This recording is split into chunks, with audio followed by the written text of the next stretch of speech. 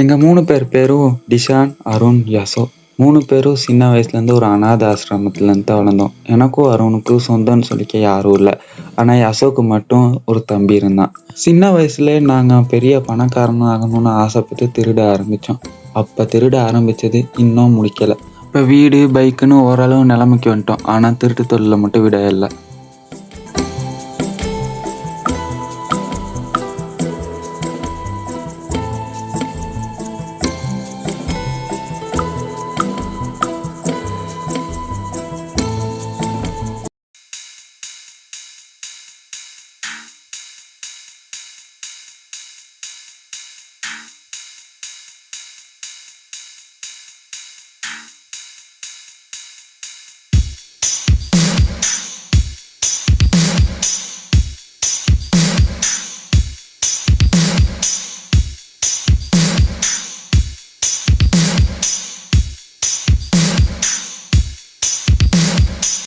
அவசரத்துல வீடு கதவு வேற லாக் பண்ணாம வச்சுட்டு போயிட்டேன். வீட்டுக்கு வந்து எவனோ உருளோசை எடுத்துட்டு போயிட்டாங்க. இப்போ போலீஸ் கிட்டையும் போகலாது, கோபிக்கிட்ட தான் சொல்லணும். கோபி,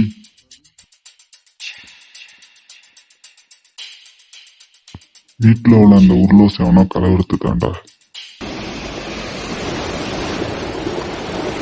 பசங்க கூட காய்ச்சி இந்த லைஃப்பில் என்னத்தான் கிடைக்க போகுது. அதான் நான் எப்பயுமே கேர்ள்ஸ் கூட காய்ச்சிட்டு ஹாப்பியாக இருக்கேன். என்னம்மா நடிச்சிருக்கான் பாரியா. அதை மட்டும் கண்டுபிடிச்சிட்டா என் சொத்துல உனக்கு பாதியை தரேன் தம்பிங்கிற முறையில.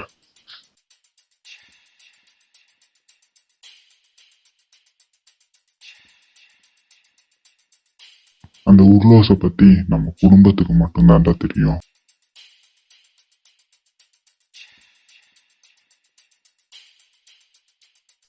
அடே, உன் சொத்தோட அந்த உருளோசோட்டு பெருமதி பல மடங்கு போகுதுன்னு எனக்கும் தெரியும். இதை நம்ம தாத்தா இல்லீகலா கொடுத்தான்னு எனக்கு தெரியும். நானும் உன் குடும்பத்துல ஒருத்தன் தான். யாருன்னு கண்டுபிடிச்சு கொடுத்தா 50% ஷேர் தான்னு சொல்லி இப்பயே கண்டுபிடிச்சிட்டேன். என்னடா போன்ல இவ்வளவு சீரியஸா பாத்துக்கிட்டு இருக்க? வேற வழி இல்ல, இவனுக்கு ஓகே சொல்லித்தான் ஆகணும். சரி, ஓகே. உருளோசி சேனல்ல ஷார்ட் ஃபிலிம் ஒன்று போட்டிருக்காங்க, அதை தான் பார்த்துக்கிட்டு இருக்கேன்.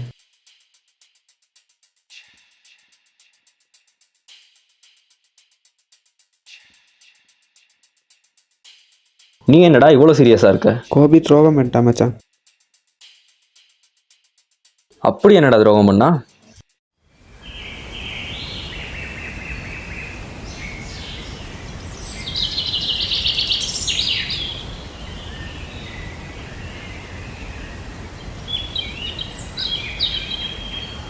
டேய் தம்பி, நான் உனக்கு ஒரு லொக்கேஷன் ஒன்று அனுப்பியிருக்கேன்.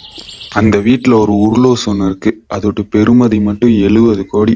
அதை கவர்மெண்ட்டுக்கு தெரியாம ஒழிச்சு தான் வச்சிருக்கான். இதை மட்டும் நீ திருடி தண்டனுவே அவன் போலீஸ்கிட்டையும் போயிடாது. டீல் ஓகேனா 50-50. Okay deal. இதை ஏன்டா என்கிட்ட சொல்லல? ஒரு சர்ப்ரைஸாக இருக்கட்டுமேன்னு சொல்லலை. பெரிய சர்ப்ரைஸாக கொடுத்துட்டாரு மயிராண்டி. எங்களுக்கு தெரியாமல் எப்படா போனேன்? இல்லைடா, நீங்களாம் கில்லர் படம் பார்த்துட்டு இருந்தீங்களா, அடுத்தவங்களை குழப்பக்கூடாதுன்னு நானே தனியாக போயிட்டு பார்த்துட்டு வந்தேன். சரி, அடுத்து என்ன செய்யறது? பேசாமல் உருளோசை எடுத்துக்கிட்டு எங்கேயாச்சும் எஸ்கேப் ஆயிடுவோண்டா.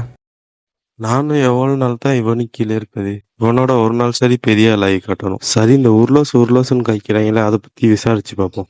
அண்ணே, இந்த உருளோசுன்றீங்களே, அந்த உருளோசு அப்படி என்ன தானே இருக்கு? அது ஏன் உனக்கு?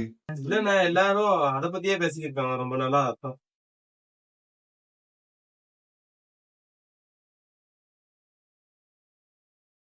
நீ நினைக்கிற மாதிரி அந்த உருளோசு 1,2 ரூபா சாமான்ல இன்னைய மதிப்பு படி அது 70 கோடி போகுது. அடே, அது ஒரு இல்லீகல் சாமான்டா. அதான் அந்த வீட்டு ஓனர் அதை படுக்கி வச்சிருக்கான். இதெல்லாம் எப்படி எனக்கு தெரியும்னு யோசிக்கிற? நான் தான் திலக் தம்பி, அந்த ஜமீன் குடும்பத்துக்கு 2வது வாரிசு. அந்த 70 கோடி உருளோசை என்கிட்ட கொடுக்கலன்னு கோச்சிக்கிட்டு வீட்டை விட்டு வெளியில வந்தவன். எப்படா அந்த உருளோசை எடுக்கலான்னு டைம் பார்த்துக்கிட்டு இருந்தேன். கணக்கா அவன் ஊர்லயே யாரும் இல்லாத பகல் டைமா பார்த்து 3 பேரை திருட அனுப்பினேன். இப்ப அவங்கள கொண்டுட்டு அந்த உருளோசை நான் எடுத்துக்குவேன். அவங்க 3 பேருக்கும் சொந்தம்னு சொல்லிக்க யாரும் இல்லை. கொன்னா ஒரு நாய் கூட கண்டுக்காது.